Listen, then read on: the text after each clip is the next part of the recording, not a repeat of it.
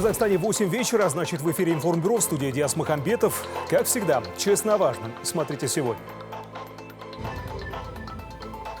Китай возглавит строительство одной из АЭС. Когда начнутся работы? Сколько миллиардов юаней безвозмездно выделит Китай для стран Центральной Азии? О чем еще говорили на саммите в столице?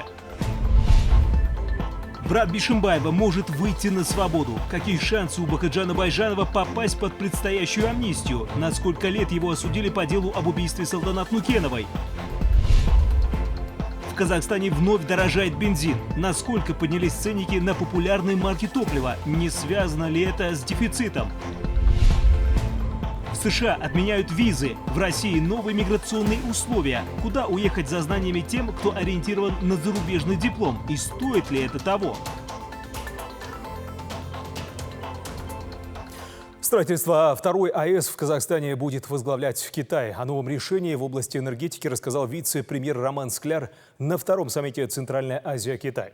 На этой же встрече глава КНР Си Цзиньпинь объявил, Китай намерен дать странам Центральной Азии безвозмездный грант на 1,5 миллиарда юаней.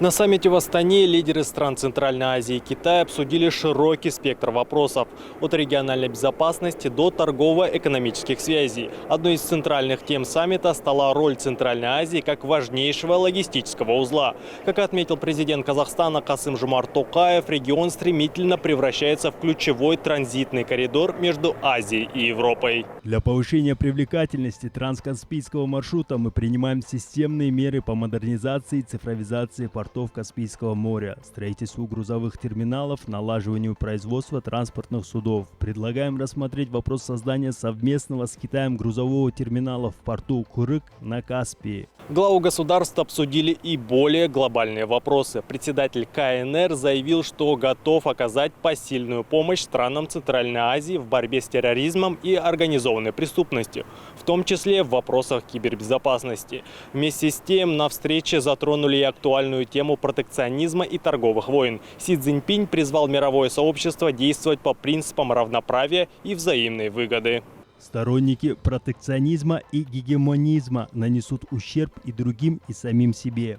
Я всегда подчеркиваю, что нельзя повернуть колесо истории назад, а важно только двигаться вперед. Нам нужен единый мир, а не расколотый. Человечество должно развиваться в русле сообщества единой судьбы, а не под господством закона джунглей. Примечательно, что заявления китайского лидера прозвучали на фоне подписания договора о вечном добрососедстве, дружбе и сотрудничестве. Также в рамках саммита были затронуты вопросы научного и образовательного сотрудничества.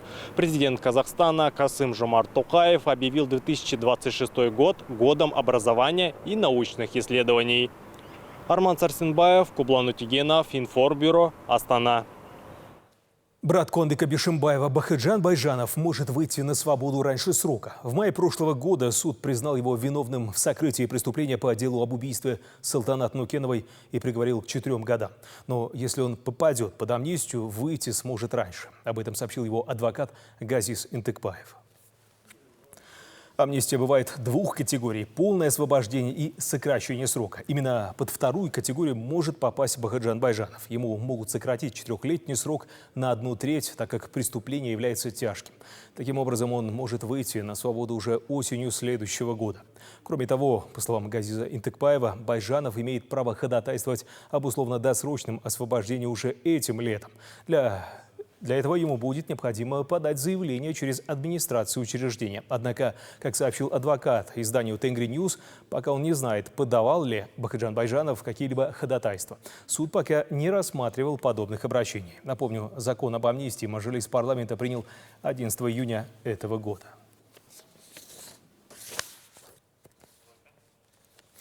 В Кустанае сотрудники военкомата нагрянули за призывниками прямо во время экзамена. Резонансное дело сняли в строительном колледже. После того, как кадры завирусились, многих пользователей возмутило поведение людей в форме. По словам родителей, студенты учатся до 30 июня, а в армию их хотят забрать прямо со студенческой скамьи. На видео слышно, что с юношами призывного возраста не церемонятся и разговаривают на повышенных тонах. В областном департаменте по делам обороны сообщили, что в колледж приехали по договоренности с директором учебного заведения для проведения беседы. По словам военных, идти служить казахстанцы не спешат. К тому же 40% призывников не проходят по состоянию здоровья. После беседы военкомов с родителями и студентами 12 молодых людей из 16 отправятся служить в Караганду, если, конечно, не поступят в вуз. Была организована встреча выпускников в рамках разъяснительной работы по вопросам срочной воинской службы. Студенты, завершающие учебную программу и не имеющие действительной отсрочки, были приглашены на областной сборный пункт для прохождения предварительных процедур, включая медицинское свидетельство для определения годности и психологическое тестирование. Никто из студентов не был задержан насильно и без объяснений причин. Подорожание бензина в Казахстане вновь вызывает беспокойство автолюбителей. К примеру, цены на самый популярный бензин марки АИ-92 на разных заправках увеличились от 1 до 4 тенге.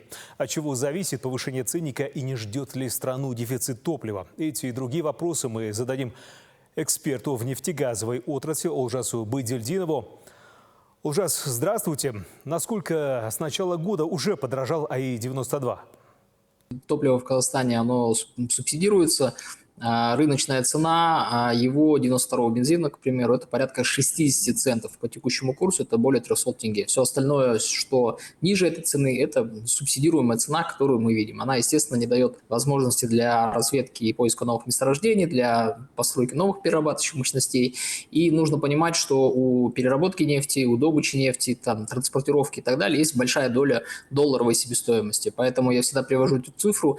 Когда Касым-Жомарт Кемелевич был премьер-министром нашей страны в начале 2000-х, и сейчас, когда он возглавляет Казахстан, у нас одинаковые цены на топливо. Это примерно 40 центов за 92-й бензин. Ну, тогда 93-й бензин стоил 50 тенге при курсе 120. Это 40 центов. Сейчас это та же самая цена.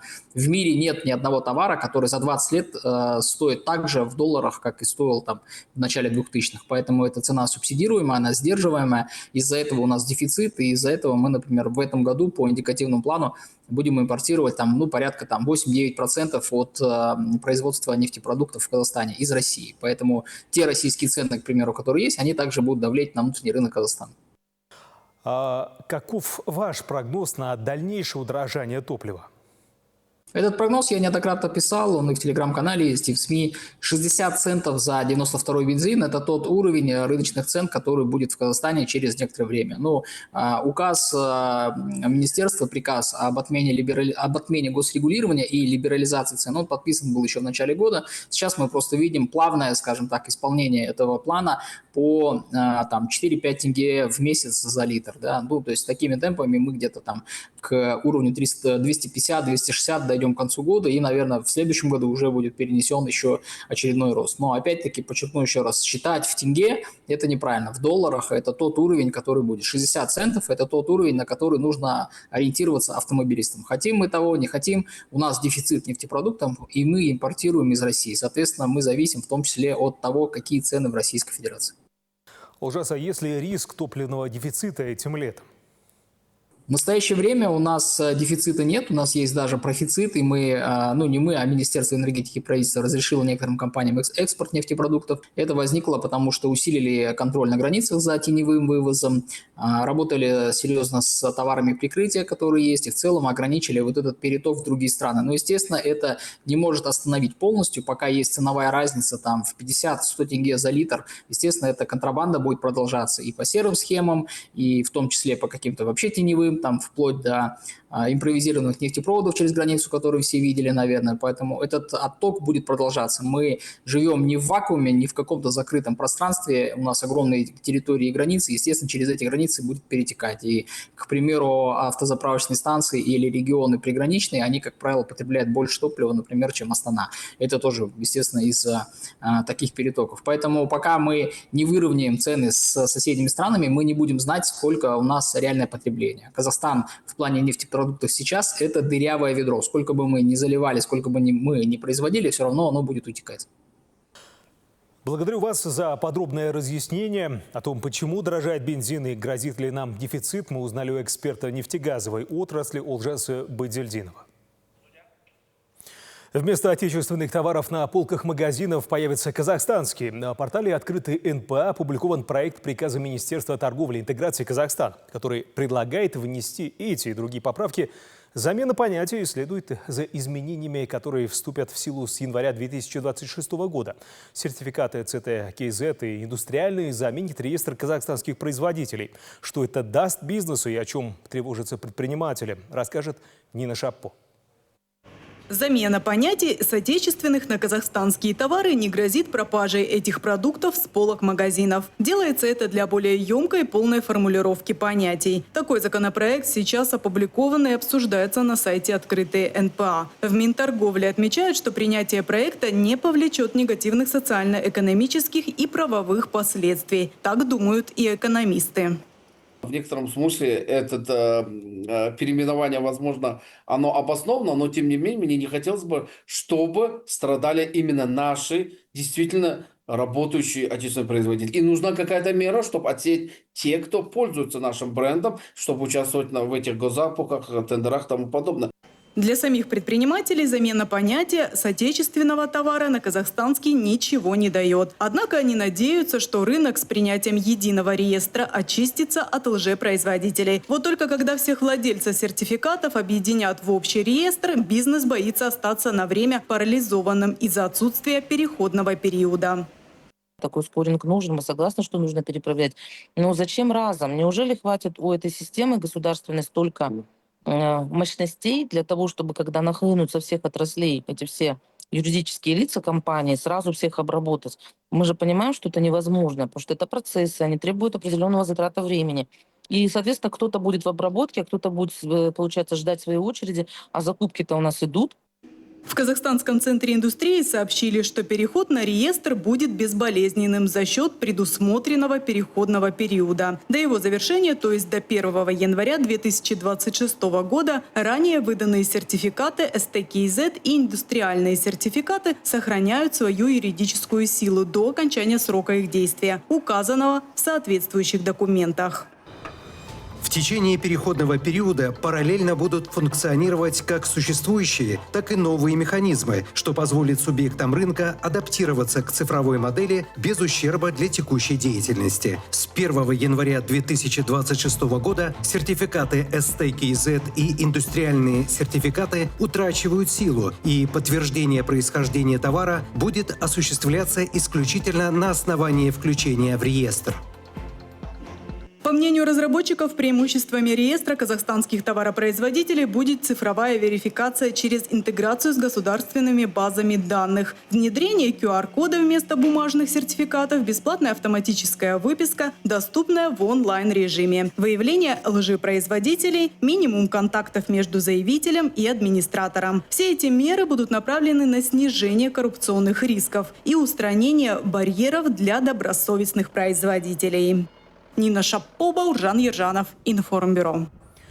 И в продолжение темы мы решили провести опрос. Пройдя по QR-коду, ответьте на вопрос. При покупке отдаете ли вы предпочтение казахстанским товарам?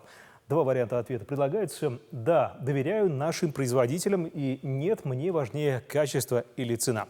Участвуйте в опросе, оставляйте комментарии. Итоги подведем в конце выпуска. 60 алматинцев уже год не могут сдать экзамен на получение водительских прав. Дело в том, что автошкола, где они обучались, не вносит их данные в единую базу для автоцона. Люди несколько раз обращались к руководству учебного заведения с требованием вернуть деньги. Однако там считают, что выполнили свои обязательства перед экскурсантами. Со сторонами побеседовал Ануар Амангельдинов.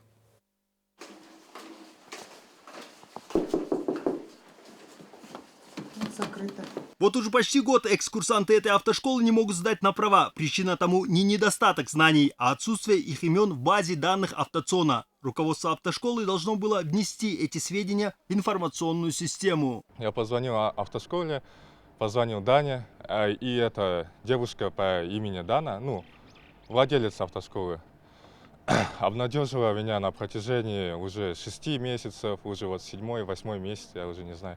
Обнадежила, несмотря на попытки дозвониться, она не брала трубку, далее говорила вот завтра. И в итоге до сих пор вот хожу в автошколу, до сих пор хожу в автоцон, и там до сих пор у меня нету в базе. С января месяца 2025 года они должны были нас автоматически регистрировать в базе. Но они этого не сделали. Я не знаю, какая именно причина. Скорее всего, они просто оформляли документы. Я так поняла, что у них с автомашинами проблемы. То есть у них есть там дополнительные педали, должны быть какие-то техосмотры. Ну, то есть они вот это не урегулировали. И, то есть сам документы неправильно сделали. И автоцон их не принимает. То есть нас не регистрируют за это. В свою очередь, директор автошколы уверяет, что работает легально, необходимую лицензию имеет. В телефонном разговоре она заявила, что внести данные экскурсантов не может из-за полиции. Все связано с МВД, с ДВД, с УВД, с УАПом связано. Все, я списки их не подала. Теперь я не знаю, что мне надо сделать, чтобы они выпустились. Я их списки отправила. Теперь эти списки МВД. Я не знаю, по какой причине они не выпускают. Полиция заявляет, что никакие списки к ним подавать не надо. Все данные с момента поступления курсантов до окончания их обучения вносятся в автоматизированную информационную систему «Автошкола». Все этапы от обучения до экзамена строго регламентированы и интегрированы. Человеческий фактор исключен. Заявление о каких-либо препятствиях со стороны полиции не соответствует действительности. При выявлении организационных недоработок в работе учебных заведений руководство автошкол несет ответственность в установленном порядке. Порядка 60 человек просят вернуть свои деньги, однако доказать то, что они получали услуги в данной автошколе, сложно, говорят люди. Договоров у них нет, а оплата производилась переводом на номер инструктора. Добиться возврата средств экскурсанты хотят через суд. Ануар Мангельдинов, Влад Шишко, Информбюро. Смотрите далее в Информбюро. В США отменяют визы. В России новые миграционные условия. Куда уехать за знаниями тем, кто ориентирован на зарубежный диплом? И стоит ли это того? Першит в горле, щиплет глаза. Жители Караганды жалуются на зловоние. Какой-то налет у тебя в горле образуется. И от этого никуда не спрячешься. Почему предприятие по обжарке зерен кофе сделало их жизнь невыносимой? Спасатели пошли в детсады. Как они объясняли малышам, что окна опасны для жизни? Ребенку хватает 30 секунд, чтобы открыть окно и выйти в него. Сколько трагических случаев уже произошло? Федеральный суд США заблокировал запрет на выдачу въездных виз студентам Гарварда. Судья постановил, что ограничение на прием иностранцев нанесет вузу невосполнимый ущерб. Инициатором запрета ранее выступил Дональд Трамп. Однако вето суда временное, и не исключено, что запрет на запрет удастся протестовать. Мировая политика в сфере образования меняется. Все больше стран ужесточает правила въезда и выдачу студенческих виз. Куда теперь ехать учиться и стоит ли? Узнавала Анастасия Новикова. США, несмотря на визовые качели, все еще замыкает тройку самых популярных направлений для обучения. На первых местах Россия и Китай. Россия тоже вводит новые правила въезда для граждан Казахстана. Но проблем с зачислением в вузы пока нет, говорят студенты. Ангелина Волкова поступила в Российский университет. Учиться будет заочно, поэтому переезжать не потребуется. В принципе, никаких проблем не возникло, и я очень этому рада. Насчет визы я не знаю, поеду я на месяц туда сдавать сессию. Мои одноклассники есть те тоже, кто поступает за рубеж. В основном, конечно, предпочитают Россию, большая часть, но есть те, кто тоже выбирает Турцию. Ужесточение миграционных правил меняет глобальную образовательную карту. По мнению политологов, страны опасаются, что приезжие студенты могут нарушать визовый режим и оставаться нелегально. Но многие по-прежнему готовы свободно принять иностранных студентов. Китай на сегодняшний день, наш сосед, является хорошим центром притяжения для студентов. Плюс еще есть Малайзия. Нужно еще отметить и Южную Корею. И на сегодняшний день один из самых популярных направлений в мире для образования студентов – это Австралия. По данным Статинститута ЮНЕСКО, в прошлом году более 90 тысяч казахстанских студентов обучались за рубежом. Нередко они остаются там работать. Это не только отток финансов, но и умов. Поэтому Казахстан активно расширяет сеть филиалов международных университетов, чтобы студенты учились в республике. Есть инженерные специальности, есть юридические специальности, менеджмент и прочее. Поэтому стоит все-таки нашим выпускникам подумать и об образовании в Казахстане сегодня. Если же кто-то выезжает, то надо понимать, что вполне возможно какие-то будут проблемы, какие-то могут быть проблемы с визовыми режимами, потому что на самом деле они усугубляются. В то же время эксперты отмечают, что качество казахстанского образования растет. Все больше иностранных студентов выбирают обучение в Казахстане. Анастасия Новикова, Давран Абдиев, Абзал Турабеков, Информбюро. Жители Караганды жалуются на запах от цеха по обжарке кофе. Казалось бы, живи и наслаждайся ароматами. Но люди утверждают, что им нечем дышать. Чем опасен кофейный дым и на каком расстоянии от жилых объектов могут располагаться подобные предприятия? В сюжете Людмилы Батюшкиной. Год назад по окрестностям начал распространяться едкий запах, и люди долго не могли понять, откуда он. Оказалось, рядом арендовала цех компания по обжарке кофейных зерен с добавлением химических ароматизаторов. Разъедало глаза, разъедало просто горло все. Как будто какие-то комки в горле у тебя. Ты чувствуешь это, даже какой-то налет у тебя в горле образуется. И от этого никуда не спрячешься. При жарке кофе выделяется очень много очень вредных летучных соединений, в том числе диацетил, который вообще разрушает легкие. И не просто легкие, но весь организм, особенно легкие, потому что уже легкие не восстанавливаются. Действительно, длительное вдыхание диацетила вызывает неизлечимую болезнь – облитерирующий бронхиолит или попкорновое легкое. Поэтому предприятия по обжарке кофе нельзя строить вблизи жилья. Люди обратились в полицию, СЭС и прокуратуру. Оказалось, компания даже не уведомляла СЭС о начале деятельности. В ходе этой проверки внеплановой было выявлено нарушение, что объект работает без санитарно-эпидемиологического заключения по определению санитарно-щитной зоны. Этот объект, согласно санитарных правил ХРДСМ-2, производство кофе обжарочное относится к третьему классу опасности санитарно-защитной зоны 300 метров. На деле до ближайших домов всего 40 метров. Санэпидемиологи выдали предписание устранить нарушение, но цех его проигнорировал. СЭС подал иск в суд. Компанию оштрафовали, но деятельность не приостановили. Мы послушали адвоката, которого наняли кофейники. Я с ним полностью согласна, ведь он сам признал, что он сравнил вот это предприятие не с булочными, не с конфетными, не с кондитерскими. Он сравнил вот это предприятие сам с ТЭЦ. Руководство компании отказалось от комментариев. Сейчас санэпидстанция подала второй иск на компанию уже в экономический суд. Жители просят служителей Фемиды вынести справедливое решение. От него зависит их здоровье. Людмила Батюшкина, Ирина Ненашева, Информбюро, Карагандинская область. И пришло время подвести итоги нашего опроса. Мы спросили вас, при покупке отдаете ли вы предпочтение казахстанским товарам? Ну и, как видим, с подавляющим большинством голосов 66% респондентов считают, что нет, мне важнее качество или цена. 34% отметили, да, доверяю нашим производителям. Но, как видим, итоги очевидны. Это яркий сигнал для отечественных производителей. Чтобы завоевать доверие покупателей, нужно соответствовать высоким стандартам качества. Уже 16 детей выпало из окон в одной только Карагандинской области, начиная с апреля. 3 из них погибли. Спасатели в надежде остановить поток трагических случаев пошли в детсады. У вас, наверное, есть такие блокираторы? Имеются, да? Они вот как раз-таки защищают от детей, чтобы не открывалось окно более чем на 10 сантиметров. Поэтому рекомендую такие ставить блокираторы обязательно.